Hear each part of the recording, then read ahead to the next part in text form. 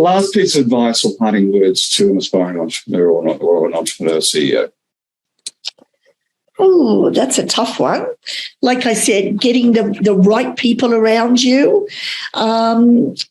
We started from scratch, so you've got to build a brand.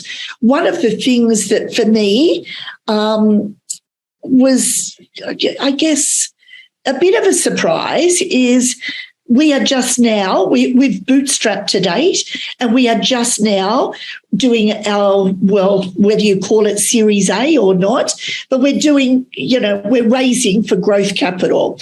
And at one stage during COVID, because of the stock situation, I needed to raise capital very quickly.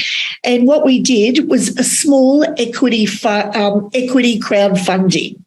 And I've always been reluctant. I've had friends who've done it, and it's very hard work, Jonathan. Like, you've got to crank the social media. But we were at the stage that I needed that money to increase the stock. And we did that. And we now have 855 mum and dad investors. And it was the most incredible experience. Because I'm a bit anal, I have to say. It was in the middle of winter, and I was so grateful to think that people would invest in us, have the trust in what we're trying to do.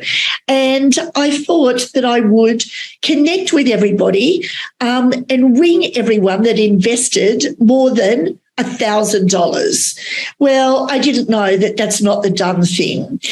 And so when I rang these people, they were shocked. They'd never had anybody ring them in the past, and they were serial investors. And I talked to them, and I learned so much about what was their motivation.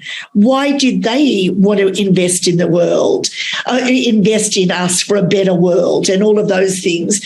And they shared with me so many inspiring stories, whether they wanted to do something for their grandchildren and it was so inspiring.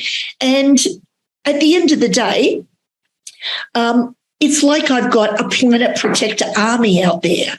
So they'll send me. The only bad thing to come out of that was now everybody has my telephone number. So if they're sheep farmers, they're giving me heads up that they've got some wool for me.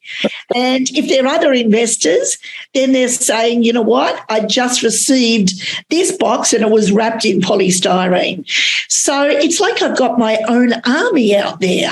But I think it's very important as an entrepreneur, and particularly of something that's very disruptive, is that you build the brand and you tell your story in a way that engages the community, because that definitely helps to accelerate. We've won so many awards and people love what we're doing.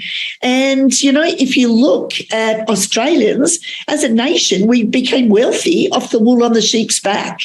And so the wool industry, sheep, is something that we all love.